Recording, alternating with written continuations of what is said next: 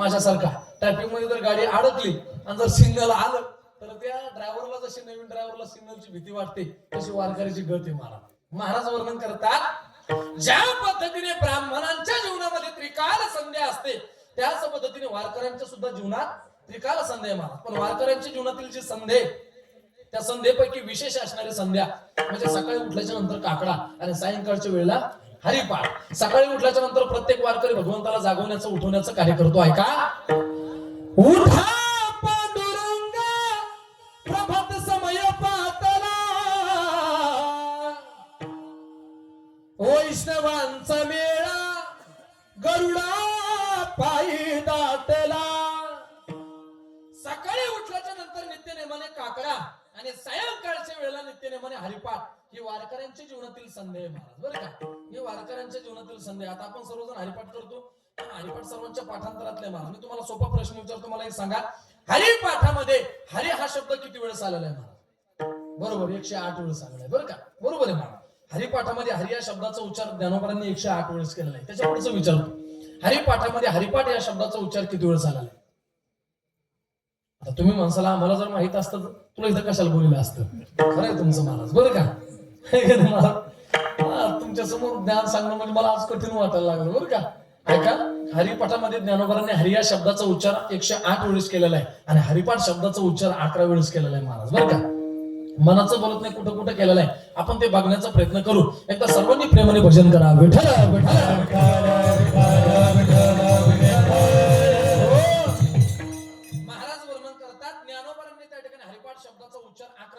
हरिपाठ ग्रंथ फक्त 27 अभंगाचा आहे बाबा. बरं का, हरिपाठ ग्रंथ फक्त 27 अभंगाचा. तुम्ही म्हणसाल असं कसं? पहिला जो अभंग आहे सुंदर ते ध्यान, हा ध्यानाचा अभंग आहे, तुकोबारांचा अभंग आहे. आणि मला असं वाटतं देवाची द्वारी ते सर्व सुख गोडी फक्त 27 अभंग आहे. सर्व सुख गोडी या अभंगाच्या नंतरचे जे अभंग आहे ते गुरु परंपरेचे अभंग आहे महाराज. देवाची द्वारी ते सर्व सुख गोडीपर्यंत फक्त 27 अभंग आहे.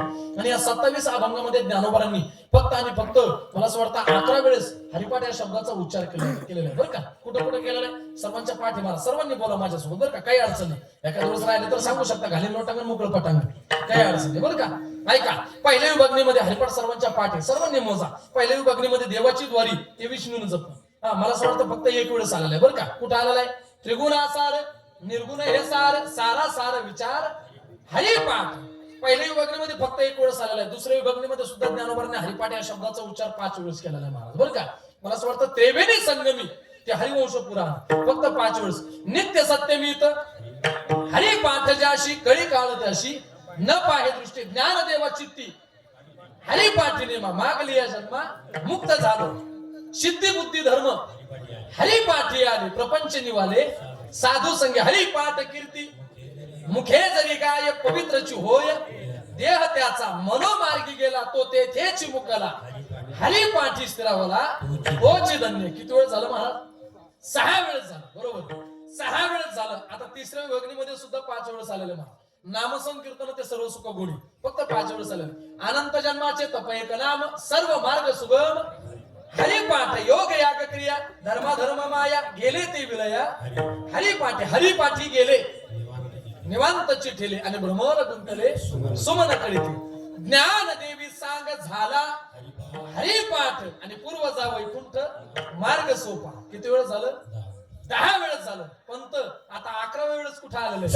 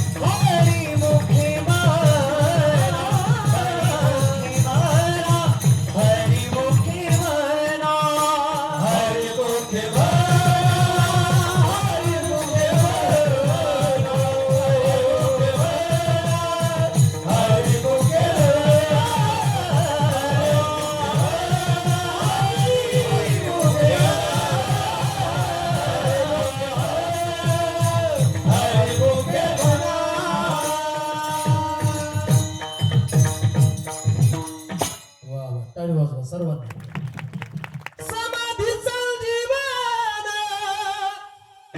हरिपाठ समाधी संजीवन हरिपाठ ज्ञानदेवा प्रमाण निवृत्ती देवी ज्ञान गोड प्रमाण दिलं बरं का महाराजांनी ज्ञानदेवा प्रमाण निवृत्ती देवी ज्ञान समाधी संजीवन हरिपाठ 11 वेळेस ज्ञानोबांनी हरिपाठ शब्दाचा उच्चार केलेला आहे. आता आपण सर्वजण हरिपाठ करतो, मग हरिपाठ केल्याच्या नंतर आपल्या जीवनात नेमका फायदा काय होतो महाराज याचा पण आपल्याला अनुभव आला पाहिजे. म्हणून महाराज वर्णन करतात, साधक त्या ठिकाणी ज्ञानोबांना काही प्रश्न करतात. काय प्रश्न आहे? 4 प्रश्न साधकांनी ज्ञानोबांनी केलेले. माऊली, आमचा पहिला प्रश्न आहे हरिपाठ का? पहिला प्रश्न कोणता आहे? हरिपाठ का. आमचा दुसरा प्रश्न आहे हरिपाठामध्ये आहे तरी काय. आमचा तिसरा प्रश्न आहे हरिपाठ केल्याच्या नंतर आमच्या जीवनात होणारा फायदा काय. आणि आमचा चौथा प्रश्न आहे हरिपाठामुळे आतापर्यंत संतांच्या म्हणजे तुमच्या जीवनामध्ये झालेला फायदा काय. तर ज्ञानोबा वर्णन करतात, जर तुम्हाला या 4 प्रश्नांची उत्तरं पाहिजे असेल तर ते मागच्या 11 प्रमाणामध्ये माना. आपला पहिला प्रश्न होता महाराज कोणता? हरिपाठ का. आपला पहिला प्रश्न होता हरिपाठ का. तर ज्ञानोबांनी त्याचं गोड असणारं वर्णन मला असं वाटतं दुसऱ्या विभागणीमध्ये केलेलं आहे. सर्व मार्ग सुगम हरिपाठ. हरिपाठ का. तर जेवढे हे देवप्राप्तीचे मार्ग आहे त्या सर्व देवप्राप्तीच्या मार्गामध्ये सर्वात सोपा, सरळ आणि सुलभ असणारा जो देवप्राप्तीचा मार्ग आहे तो म्हणजे हरिपाठ आहे महाराज. बरं का. काही जण म्हणते महाराज हरिपाठ म्हणजे, महाराज वर्णन करतात हरिपाठ म्हणजे हरीचं चिंतन, हरीचा पाठ. माणसाने हरीचा पाठ करावा, हरिपाठ करावा, हरीकडे पाठ करू नये महाराज. बरं का. हरिपाठ करावा, हरीचं चिंतन करावं, देवाचं भजन करावं. कारण मनाचं बोलत नाही कलियुगा माझी करावे कीर्तन आणि तेने नारायण रेल भेटे किंवा कलियुगी उद्धार हरीच्या नामी. जर या कलियुगामध्ये भगवंताची प्राप्ती व्हावी असं जर वाटत असेल तर देवाचं भजन करा, हरिपाठ करा. इतर कोणत्याही मार्गाने भगवंताची प्राप्ती होणार नाही. कारण का योग याग विधी येणेनो हे सिद्धी. महाराज वर्णन करतात योगाच्या जर मार्गाने तुम्ही देवाची प्राप्ती करायची ठरवली तर भगवंताची प्राप्ती होणार नाही. कारण का माणसाच्या आयुष्याची मर्यादा तेवढी नाही महाराज. बरं का. अल्प आयुष्य मानव देह शतगणी लेते अर्धरात्र खाय. 50 वर्ष झोपीत गेल्यामध्ये बालपण पीडा रोग क्षय आणि काय भजनाशी उरले ते पाहे का. मग भजन कधी करणार महाराज. बरं का. म्हणून महाराज वर्णन करतात, मी सांगत असतो या कलियुगामध्ये योग जमला तो फक्त रामदेव बाबाला. बरं का महाराज. रामदेव बाबांच्या नंतर कोणाला योग जमला नाही. आपण त्यांच्यासारखा प्रयत्न पण करू नये महाराज. बरं का. एखादा हातपाय मोडून आपला, कारण आपला योगच सकाळी 10च्या नंतर सुरू होतो. हुकून चुकून जर संध्याकाळी जर लवकर झोपलो आणि सकाळी जर लवकर जाग आली तर तो योगा योग आहे महाराज. बरं का. ते योग नाही महाराज, तो योगा योग आहे. मी सांगत असतो रामदेव बाबाला जरी योग जमला तर रामदेव बाबा करून करून काय करते, फक्त पतंजलीचं पण देणे किती महाराज, दुसरं तरी काय करणार. मी सांगत असतो रामदेव बाबांचं सोडून द्या, पण योगाच्या बाबतीत जर बोलण्याचा प्रयत्न केला तर महान असणारे साधू, मला असं वाटतं योग सामर्थ्याच्या बळावर 1400 वर्षाचं आयुष्य जगणारे चांगदेव महाराज सर्वांना माहिती महाराज. बरं का. चांगदेव महाराज योग सामर्थ्याच्या बळावर 1400 वर्षाचं आयुष्य जगले, पण 1400 वर्षाचं आयुष्य जगून सुद्धा मुक्त झाले नाही. महाराज वर्णन करतात चांगदेव म्हणे आजी जन्म आलो आणि गुरुपुत्र झालो मुक्ताईचा. 1400 वर्षाचं आयुष्य जगून सुद्धा 5 वर्षाच्या मुक्ताबाईचा साक्षात्कार झाला, दर्शन प्राप्त झालं आणि 1400 वर्षाचं आयुष्य जगून सुद्धा चांगदेव महाराज वर्णन करतात, खऱ्या अर्थाने आज माझा जन्म झालेला आहे. म्हणून योग सामर्थ्याच्या बळावर सुद्धा आपण भगवंताची प्राप्ती करू शकत नाही. म्हणून महाराज वर्णन करतात, भगवंताकडे जाण्यासाठी एकच मार्ग आहे, तो म्हणजे भगवंताचं नामस्मरण, हरीचा पाठ. हरिपाठ, इतर कोणत्याही मार्गाने भगवंताची प्राप्ती होणार नाही. काही जण म्हणतात, महाराज आम्ही जर आमच्या मनाने मार्ग शोधण्याचा प्रयत्न केला तर चालणार नाही का? चालणार नाही.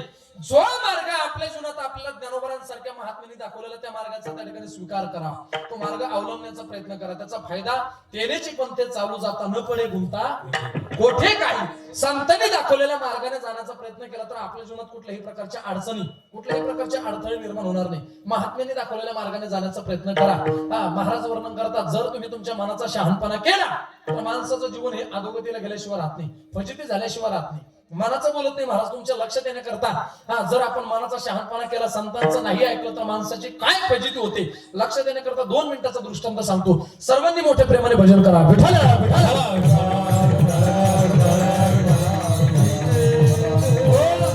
ऐका, जर आपण महात्म्यांचं नाही ऐकलं, जर आपण संतांचं नाही ऐकलं तर आपलं जीवन त्या ठिकाणी अधोगतीला गेल्याशिवाय राहत नाही. महाराज जीवनाची फजिती झाल्याशिवाय राहत नाही. मनाचं बोलत नाही. एका घरामध्ये त्या ठिकाणी एका मुलीचं शिक्षण चालू आहे, उच्च असणारं शिक्षण चालू आहे. पण शिक्षण चालू असताना आई तिला वेळोवेळी सांगत होती, तायडे तू घर कामातलं ज्ञान प्राप्त करून घे. स्वयंपाक कसा तयार करावा, वरण कसं करावं, पिठलं कसं करावं, चहा कसा तयार करावा, तिला चहाचं सुद्धा ज्ञान नव्हतं भाऊ. आई तिला वेळोवेळी सांगत होती. पण मुलगी हुशार होती महाराज, मुलगी शिकलेली होती. सांगत होती महाराज, ती मग सांगत होती की आई ज्या वेळेला मला गरज पडेल त्यावेळेला मी ते बाजारात पुस्तक भेटतं पाकशास्त्राचं, त्याच्यामध्ये बघून करल मी. ते स्वयंपाक कसा तयार करावा ते पुस्तक भेटतं, त्याच्यात बघून करल. चहा कसा तयार करावा, पिठलं कसं तयार करावं, वरण कसं तयार करावं.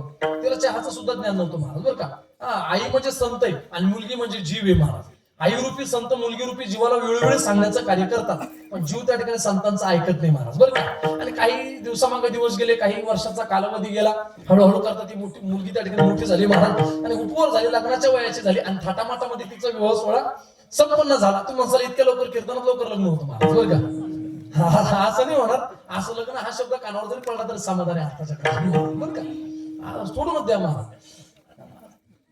अवघड बरं का.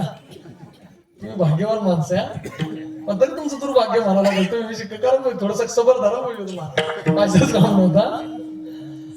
अवघड आहे महाराज. आपण जर प्रत्येक गावाचा सर्वे केला ना, आपल्याला प्रत्येक गावाला किमान आपल्याला 1 टाळी भरून तरी तुम्हाला गोड म्हणजे पाहायला मिळते बरं का.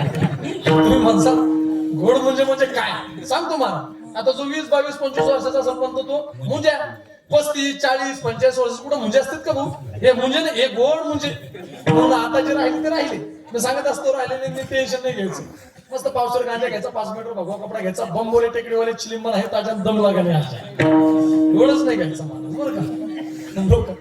लोक देवाला चॅलेंज करतात दादा. लोक म्हणतात महाराज महादेवानं गांजा पेला, कृष्णानं चोऱ्या केल्या. मी सांगत असतो ऐका, देवानं गांजा जरी पेलेला असला तरी भगवान शंकरानं या जगासाठी हलाहल नावाचं विष प्राशन केलेलं आहे. बरोबर आहे का. मी सांगत असतो महाराज, भगवंताने गांजा जरी पेलेला असला तर देवानं या जगासाठी हलाहल नावाचं विष प्राशन केलेलं आहे. मी सांगत असतो तू नुसतं एक टोपण उलाला घेऊन पाय, हे का नाही. दुसऱ्या दिवशी गाणं लावलं पण उलाला मारा. देवाची कुठं बरोबरी करायचं, देवाची बरोबरी करू नका. भगवान श्रीकृष्ण परमात्म्याने 12 गाव अग्नी गिळला होता मला. आणि देवाला बायका किती होत्या? 16,108. सर्वांना माहिती आहे मला. देवाला बायका होत्या 16,108 बसलेली मंडळी. आपल्याला एक भेटायला नाही मला, पण इकडून तिकडून भेटली तर तिनं नाकिलो आणलेली. नाही सोपं नाही महाराज बरं का. आपण एवढे 2 घंटे इथं बसलेलो, एवढंच आनंदात जीवन आहे. एकदा का मंडपाच्या बाहेर गेले, तुमचं काय आमची फजिती, तुमचं काय घेऊन बसले महाराज. अवघड आहे बरं का. आणि ती फजिती चांगली नाही महाराज. हा मी सांगत असतो, या आनंदासारखा आनंद जगात कोणताच नाही महाराज बरं का. हा खरा आनंद आहे बघा ना तुम्ही मला. या धर्म मंडपामध्ये जोपर्यंत आपण बसलेलो नाही तोपर्यंत आपल्या अंतःकरणामध्ये कुठल्या प्रकारची चिंता नाही, भय नाही, कोणत्या गोष्टीची आसक्ती नाही महाराज बरं का. पण ज्या दिवशी आपण त्या ठिकाणी या मंडपातून किंवा या धार्मिक स्थळावरून त्या ठिकाणी बाहेर पडतो ना, संसाराचा व्याप माणसाच्या मागे लागतो बरं का. मी सांगत असतो हे आपण केलेलं पाप आहे. मी सांगत असतो कोरोनाच्या अगोदर मुलींचे हजारो असणारे गर्भ, मुलींचे गर्भ खाण्यासाठी त्या बीड जिल्ह्यामध्ये कुत्रे सुद्धा पाळले होते महाराज. हे डोळ्यासमोरच्या घडलेल्या घटना आहे बरं का. ते बीड जिल्ह्यातलं सोडून द्या. आता या 1-1.5 वर्षाच्या अगोदरची घटना आहे. जाफराबाद भोकरदन तालुक्यात आपल्या जिल्ह्यामध्ये 25-30 डॉक्टर लोकांची मोठी टीम होती. पेपरला ती बातमी होती. त्या डॉक्टरांनी हजारो मुलींचे गर्भगृहामध्ये असताना त्यांची हत्या केली. केले कर्म झाले त्याची भोगा आली. आज त्या ठिकाणी भोगायला मिळतं. आणि मी सांगत असतो, माणूस मेल्याच्या नंतर माणसाला कर्म भोगायला मिळेल. आपल्याला मेल्याच्या नंतर कोणत्या योनीत जन्म जाईल किंवा आपल्याला किती पाप त्या ठिकाणी महाराज आपलं त्या ठिकाणी पाप कशा पद्धतीने त्या ठिकाणी उदयाला येणार आहे, आपण कोणत्या योनीत गेल्याच्या नंतर ते पाप भोगणार आहे हे कोणी बघितलेलं आहे. पण महाराज वर्णन करतात, जिवंत असताना सुद्धा ते भोगावं लागतं बरं का. मेल्याच्या नंतर भोगावं लागायचं काही निवड नाही, पण जिवंत असताना सुद्धा भोगावं लागतं. मी सांगत असतो, कोणाचे जर उसने पैसे घेतलेले असले तर ठेवू नका, देऊन टाका. महाराज बैल होऊन त्याच्या दारात फेडावं लागतं बरं का. एवढं सोपं नाही. महाराज वर्णन करतात, ऐका.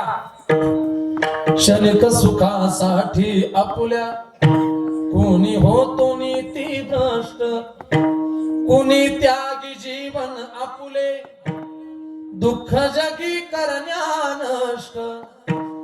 देह करी जे जे काही, देह करी जे जे काही, आत्मा भोगितो नंतर. जैसे ज्याचे कर्म तैसे फळ देतो रे ईश्वर. जगी जीवनाचे सार घ्यावे जाणून सत्वर. जैसे ज्याचे कर्म तैसे फळ देतो रे ईश्वर. ज्ञानी असो की अज्ञान गती आहे एक जाण. मृत्यूला न चुकवी कोणी थोर असो अथवा सान. सोड सोड माया सारी, सोड सोड माया सारी, आहे जग हे नशीब. जैसे ज्याचे कर्म तैसे फळ देतो रे ईश्वर. जैसे त्याचे कर्म तैसे फळ देतो रे ईश्वर. काय बाजू आले बाबा. त्याला माहिती आपली डाळ आजच शिजणार बाबू. हुशार आहे महाराज बरं का. त्याने संधीचं सोनं केलं ना. त्याला माहिती संधीला मागूनच पुढूनच केस आहे. एकदा कधी निष्ठून गेलं तर मागून टक्कल दिलं पण हातच फिरणार बरं का. आहे का नाही. आणि आज त्यांचं महाराज आज दिवस आहे त्यांचा. ताण घेऊ नका, फक्त सोय सोयीने होऊ द्या बरं का. हा म्हणून पांगलं पैसे बघतो बाकी काही असं.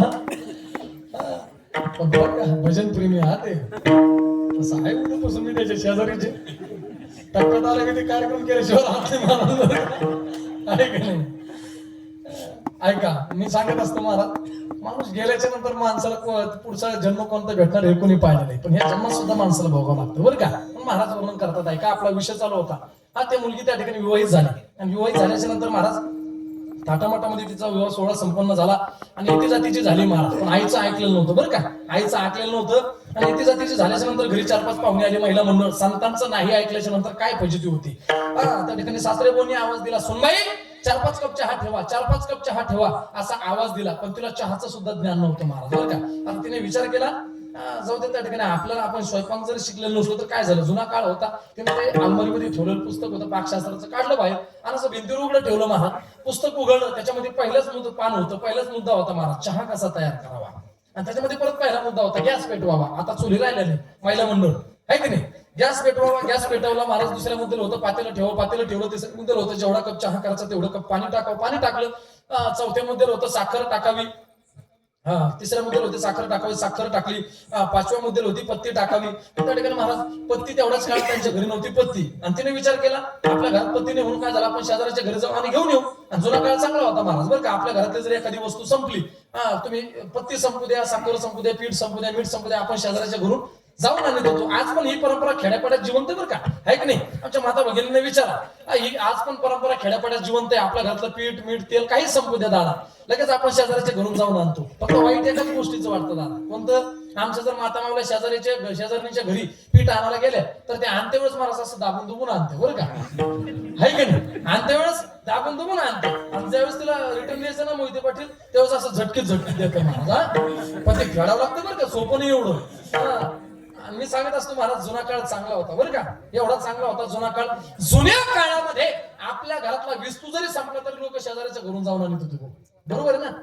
आपल्या घरातला विस्तू संपू द्या तरी लोक शेजाऱ्याच्या घरून जाऊन आणत होते महाराज. एवढा चांगला काळ होता. आता इस्तू आणत नाही महाराज, आहे का नाही. आता इस्तू लावते महाराज लोक, इस्तू आणत नाही. आजच तो काळ निघून गेला महाराज बरं का. पहिल्यांदा प्रेम होतं, भावना होती, आता प्रेम निघून गेलं, काहीच नाही महाराज बरं का. आता ते सगळ्या गोष्टी संपुष्टातच आलेल्या आहे. अवघड परिस्थिती बघा. तुम्ही त्या मुलीने विचार केला आपल्या घरातली पत्ती संपली म्हणून काय झालं, शेजाऱ्यांच्या घरी गेली, पण पत्ती घेऊन येईपर्यंत महाराज देवाने हळूच असणारी एक वाऱ्याची झुळक सोडली आणि त्या झुळकीमध्ये माऊली त्या पुस्तकाचे 4-5 पानं पलटली आणि तिथं आलं पिठलं कसं तयार करायचं. पत्ती घेऊन आली, पातेल्यात टाकली. आता 6व्या मुद्द्याला होतं दूध टाकावं, चहा तयार झाला होता महाराज. पण तिने विचार केला, तिने वरचं वाचायचं ना महाराज, तिने वरचं वाचलंच नाही. तिने विचार केला 6व्या मुद्द्याला काय ते आपण बघू, महिला मंडळ. तिने डायरेक्ट 6वा मुद्दा बघितला. 6व्या मुद्द्याला होती एक परात घ्यावी, तामण घ्यावं, त्याच्यामध्ये बेसन पीठ कालवून ते पात्याला सोडून द्यावं. आता बसलेली मंडळी कल्पना करा, तिच्या हातातून पदार्थ कोणता तयार झाला असं म्हणा. तो कोण्या वाङ्मयात नाही, कोण्या शास्त्रात नाही, कोण्या पाकशास्त्रात नाही, असा पदार्थ तिच्या हातून तयार झाला. मनाचं बोलत नाही. ही फजिती झाली कशामुळे? संतांचं न ऐकल्यामुळे. विठ्ठल म्हणून संतांनी जो मार्ग दाखवून दिलेला आहे, म्हणून आपल्या जीवनामध्ये त्या ठिकाणी संतांनी सांगितलेलं आहे तुम्ही भजन करा, चिंतन करा, नामस्मरण करा. आणि नामस्मरण करत असताना, भजन करत असताना, चिंतन करत असताना हा देह त्या भगवंताच्या द्वारामध्ये समर्पित करा. आणि जर हा देह त्या भगवंताच्या द्वारामध्ये नामस्मरण करत असताना, चिंतन करत असताना समर्पित केला तर त्याचा फायदा काय होतो त्याचंच वर्णन महाराज अभंगाच्या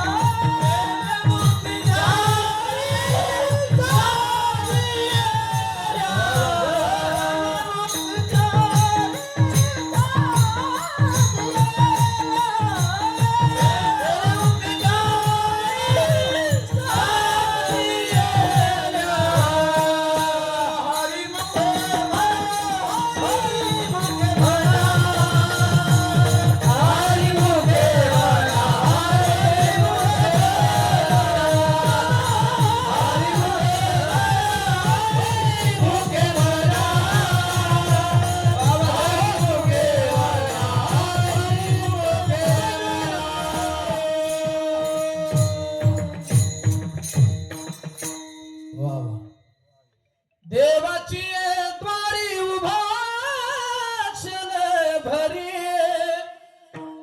तेरे मुक्तिचारी साधिएला. खूप उंच आवाज बर का माऊलीचा, फक्त प्रयत्न करतो महाराज बर का. वारकरी संप्रदायातले रत्न आहे महाराज. हा ईश्वराची देणगी. माणसाने भजनाचा आनंद घेतला पाहिजे दादा बर का. दादा सुद्धा भजन प्रेमी महाराज बर का, खूप भजन प्रेमी दादा. कारण दादांच्या घरी ज्या वेळेस आम्ही त्या ठिकाणी कीर्तन केलं, मोठे मोठे दिग्गज असणारे गायक होते बरं का. त्या परिसरातले म्हणजे मोठे मोठे रत्न होते महाराज. आणि तिथे गेल्याच्या नंतर अनुभव आला. दादा सुद्धा भजन. मी सांगत असतो माणसाच्या जीवनात सरते शेवटी फक्त आणि फक्त भजन शिल्लक राहणार महाराज. तुम्ही किती मोठे जग, किती तुम्हाला मान देतं, किती सन्मान करतं, किती विद्वान, याला महत्व नाही. काय थोरपण जाळावे ते तुका म्हणे येथे भजन प्रमाण.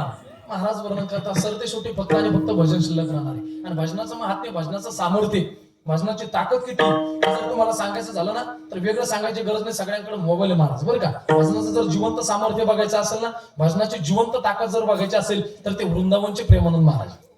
बरोबर आहे का. दादा त्या ठिकाणी मला असं वाटतं महिन्याला 1.5 महिन्याला दादांची चक्कर होती बरं का वृंदावनला. वृंदावनचे प्रेमानंद महाराज. मी सांगत असतो आपल्यापेक्षा कितीतरी दैदिप्यमान असणार त्यांचं स्वरूप आहे महाराज. 20-25 वर्षापासून त्यांना दोन्ही किडण्या नाही. आणि कोणताही माणूस त्यांच्याकडे जाऊ दे, मला सुप्रीम कोर्टाचा जज त्यांच्याकडे गेलता, क्रिकेट क्षेत्रातले मोठमोठे खेळाडू, हॉलिवूड असेल बॉलिवूड असेल, मोठे मोठे स्टार त्यांच्याकडे गेलेले महाराज. कोणताही माणूस त्यांच्याकडे जाऊ दे, पण सगळ्यांकडे बघत असताना एक नजर आहे महाराज, मुंगी आणि राव आम्हा सारी खाची जीव, जी संतांची त्या ठिकाणी नजर आहे महाराज. तुम्ही तो सामान्य व्यक्ती जाऊ द्या किंवा त्या ठिकाणी काल परवा दिवशी कुमार सानू त्यांच्याकडे गेलते बरं का, संगीत क्षेत्रात खूप मोठं नाव आहे महाराज. कुमार सानू त्यांच्याकडे गेलते. पण मला असं वाटतं कोणताही व्यक्ती जाऊ द्या आणि कोणतीही समस्या प्रकट करू द्या, कोणती समस्या प्रकट करू द्या, त्यांच्याकडे समस्येचा हल फक्त एकच आहे, तुम्ही देवाचं भजन करा. राधा राधा राधा राधा राधा फक्त भजन करा. आम्ही सांगत असतो महाराज, ऐका माणसाचं आयुष्य खूप थोडं आहे, म्हणून माणसाने आयुष्यामध्ये भजन केलं पाहिजे. मनाचं बोलत नाही का, तुझा ना भरोसा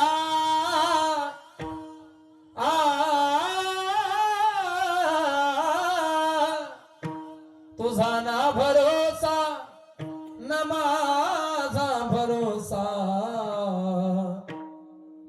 जग हे कुणाचे सांग भल्या माणसा.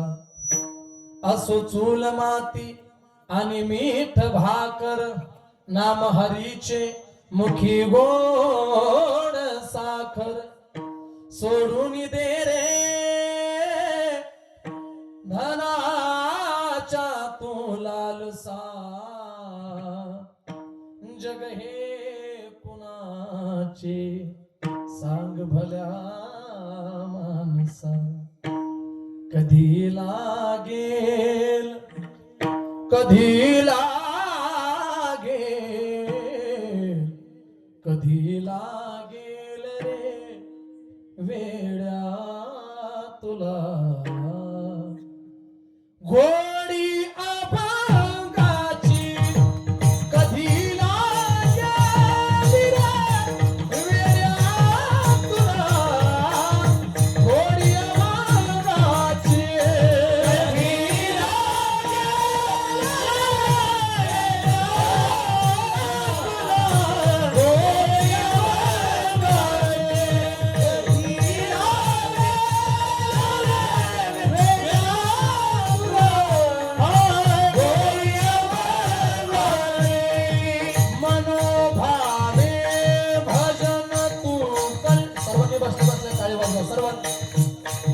मनोभावे भजन तू कर, प्रभूच्या लागचरणाला, प्रभूच्या लागचरणाला, प्रभूच्या लागचरणाला. करुणी घे भक्तीने शुद्धी आता त्या अंतराची, कधी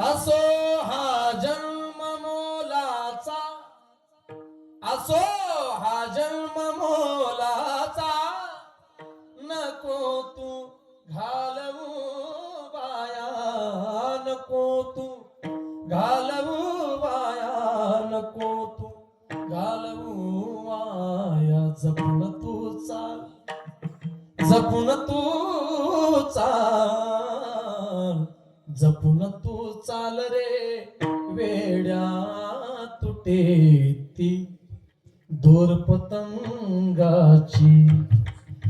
कधी लागेल रे वेड्या तुला, गोडी अभंगाची. बघून घे सावरी मूर्ती आता त्या पांडुरंगाची.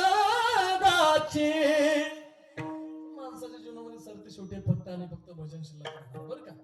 वेळ सुद्धा संपत आलेल्या 5-7 मिनिटं राहिलेल्या, जास्त वर्णन करत बसत नाही. मी अगोदर सरळ सरळ भाव तुमच्या समोर प्रतिपादित केला होता. त्या ठिकाणी महाराज वर्णन करतात, माणसाच्या जीवनामध्ये सरते शेवटी फक्त आणि फक्त भजन शिल्लक राहणार, म्हणून भजन करावं, चिंतन करावं, देवाचं नामस्मरण करावं. आणि नामस्मरण करत असताना चिंतन करत असताना हा देह जर त्या भगवंताच्या द्वारामध्ये समर्पित केला तर तो परमात्मा ते चारही प्रकारचे मोक्ष तुम्हाला प्रदान केल्याशिवाय राहणार नाही. पण देवाच्या द्वारी उभा क्षणभरी तेने मुक्तेचारी साधिलेला. पहिला प्रश्न होता हरिपाठ का? सर्व मार्ग सुगम हरिपाठ. दुसरा प्रश्न आहे हरिपाठामध्ये आहे तरी काय? तर मला असं वाटतं की हरिपाठामध्ये साराचाही विचार आलेला आहे आणि आसाराचाही विचार आलेला आहे. सारा सार विचार हरिपाठ. सार कशाला म्हणावं, आसार कशाला म्हणावं? जसं घेण्यासारखं ग्राह्य त्याला सार म्हणावं, त्यात जे टाकून देण्यासारखं, जसं भुईमुगाची शेंगी वरचं जे टर्पल आहे ते कसं आहे महाराज? आसार आहे. आणि आपला जो शेंगदाणा आहे तो कसा आहे? सार आहे. आपण काय करतो महाराज? टर्पल खातो शेंगदाणा जागे आणखी बरं का महाराज, जागे आणखी बरं का सगळे. आपण काय करतो? सारा असणारा शेंगदाणा ग्रहण करतो आणि आसार असणाऱ्या टर्पलाचा त्याग करतो. महाराज वर्णन करतात जन्माला आल्याच्या नंतर तो परमात्मा एकटा सार आहे आणि त्याच्या व्यतिरिक्त सर्व काही जगत दिसताना फलकट हा संसार येते सार भगवंत. तो परमात्मा एकटा सार आहे आणि हे जगत कसं आहे महाराज? आसार आहे. म्हणून आसार असणाऱ्या जगताच्या नादी लागत बसू नका. सार असणाऱ्या भगवंताचं भजन करा. सार काय? तर सार भगवंताचं सार सार सार विठोबा नाम तुझे सार. म्हणून काय करा? हरिमुखे म्हणा, हरिमुखे म्हणा. त्या देवाचं सार असणारं भगवंताचं नामस्मरण रात्रंदिवस चिंतन करा. त्याचा फायदा तुमच्या पुण्याचं गणित त्या ठिकाणी कोणाला करता येणार नाही. नवीन नवीन पुण्याचा संचय वाढल्याशिवाय राहणार नाही. विश्व माऊली ज्ञानोबारांची कृपा तुमच्यावर झाल्याशिवाय राहणार नाही. आमचा तिसरा प्रश्न आहे हरिपाठ केल्याच्या नंतर आमच्या जीवनामध्ये होणारा फायदा काय? तर कळी काळ त्याशी न पाहे दृष्टी. जर नित्यनेमाने हरिपाठ केला तर नित्य सत्य मिळतं. हरिपाठ ज्याशी नित्यनेमाने हरिपाठ केला तर काळाची हिंमत नाही तुमच्याकडे वाकड्या नजरेने बघायची. आम्ही सांगत असतो महाराज जगा काळ खाय आम्ही माथा दिला पाय. काळाची हिंमत नाही. पण त्या ठिकाणी रात्रंदिवस देवाचं चिंतन करा. आणि मी सांगत असतो महाराज माणसाने जीवन जगत असताना चांगलं कर्म करावं, चांगलं कार्य करावं बरं का. त्या ठिकाणी माणसाच्या अंतःकरणामध्ये निष्ठा असली पाहिजे महाराज बरं का. आताच्या काळात दादा निष्ठी महाराज बरं का. सकाळी एका पक्षात, दुपारी एका पक्षात, रात्री एका पक्षात. नेमका आहेच कोणाचा तेच मेळ लागत नाही मला. आणि आता कपडे बदलूच तर पक्ष बदलायला लागले बरं का. आम्ही सांगत असतो बसलेल्या सर्व मंडळींना माझ्या अंतःकरणापासून विनंती, या लोकांच्या नादी लागत बसू नका महाराज बरं का. आपलं जीवन त्या ठिकाणी व्यर्थ घालू नका. इथं बसलेल्या प्रत्येक तरुणाला, प्रत्येक युवा पिढीला माझ्या अंतःकरणापासून विनंती. आणि मी गॅरंटीने सांगू शकतो महाराज बरं का, आज जेवढं काही व्यसनाचं प्रमाण वाढलं असेल त्याचं मूळ कारण म्हणजे हे राजकारणी लोक आहे बरं का. आपल्याला काही कोणापासून घेणं नाही महाराज बरं का. आपण कोणत्या पक्षाचे कार्यकर्ते नाही. आपण सर्व पक्षाचे एकनिष्ठ कार्यकर्ते. कोणता पक्ष असू द्या, आपलं कीर्तन कोणत्याही पक्षाच्या कार्यकर्त्यांनी ठेवू द्या, आपण सगळ्याचेच महाराज बरं का. आपलं कीर्तन जर बीजेपी वाल्याने ठेवलं दादा तर वचन ऐका कमळापती है का नाही महाराज. आपलं कीर्तन जर राष्ट्रवादीवाल्याने ठेवलं तर घडी घडी काळ लूट नाही घ्यायचं महाराज. जर काँग्रेसवाल्याने कीर्तन ठेवलं तर उभारीला हात.